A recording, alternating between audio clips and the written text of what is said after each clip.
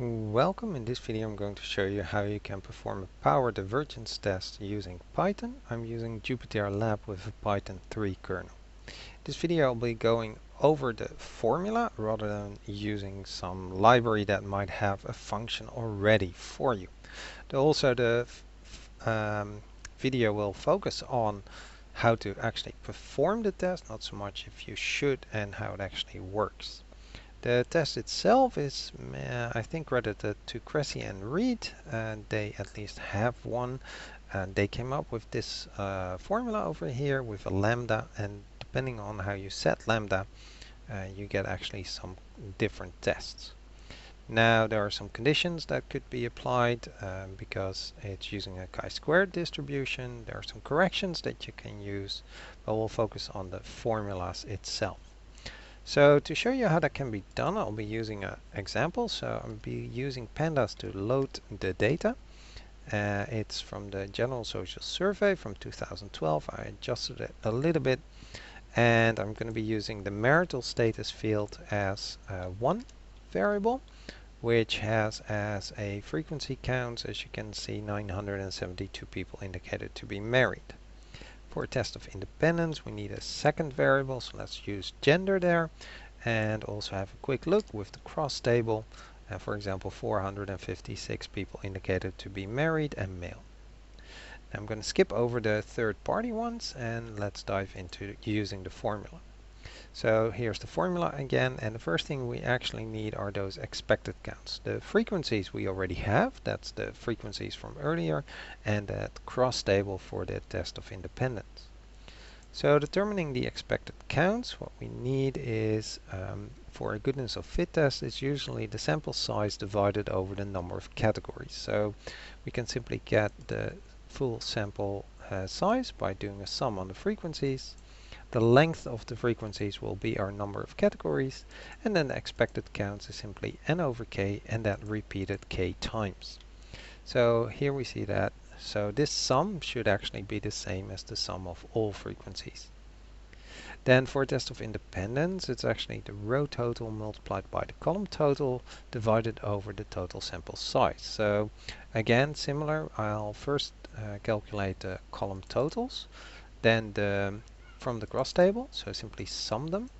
For row totals, you can also use the sum, but then set the axis to 1. And the total sample size is then the sum of either the column totals or those row totals. I then loop over all the number of rows that we have, and over the number of columns.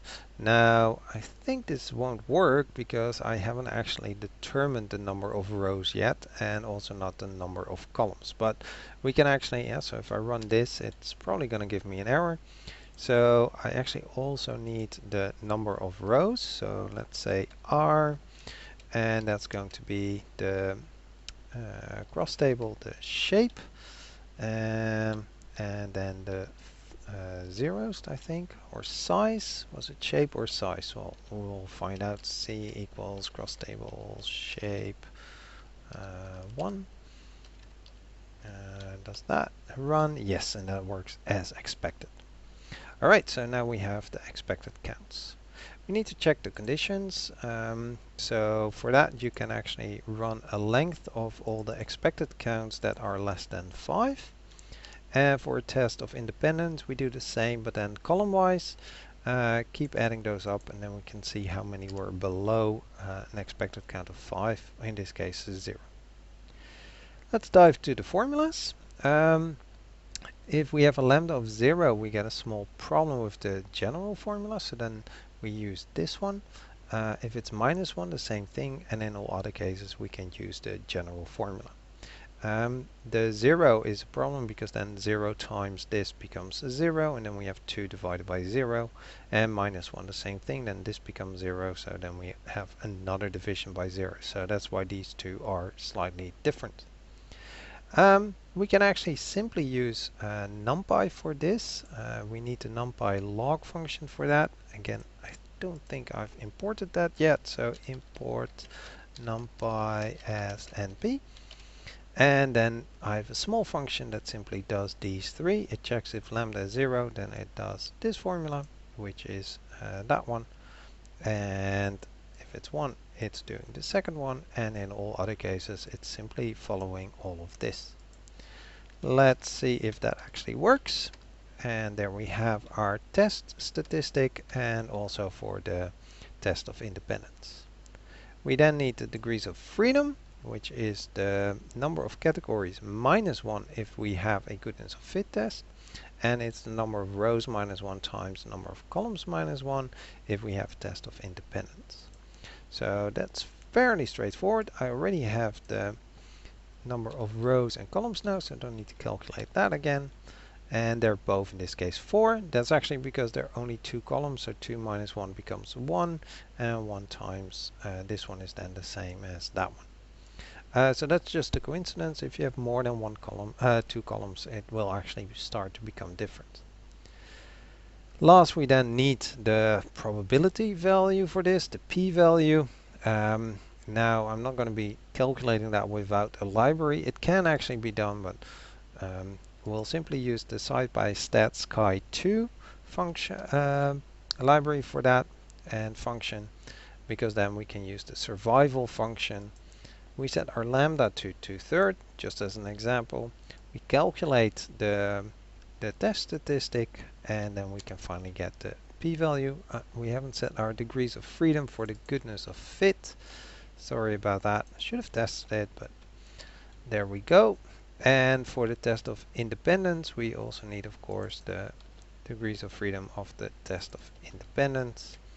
And we finally have our p-values for each of them. If you're interested, I have a comparison with the original formulas. These should produce the same results each time. With the freeman-tukey, should also be producing the same result, and also with the Niemann test, the same result. If you're interested in doing the corrections, the Yates continuity correction states to actually add or subtract a half from the observed frequencies. If it's greater than the expected count, you subtract, and if it's less than, you add a half, and then you use those frequencies to actually do all the calculations. So you get then these frequencies, and we can feed them into that little function of ours from just now, and you see it adjusted there for the test statistic a little bit. Pearson actually uses a different technique. It takes the sample size, subtracts 1, and divides that over the sample size. You multiply then the test statistic with the result of that. So if the sample size is very large, this will be very close to 1. In this case, it's already getting quite close to 0.999, so the impact will then be less. Williams has a similar approach, but doesn't only take into consideration the sample size, also the number of categories, as you can see by the K here, and the degrees of freedom, which indirectly also uses K. You then multiply the test statistic with 1 over Q. Little bit trickier to calculate, but not impossible.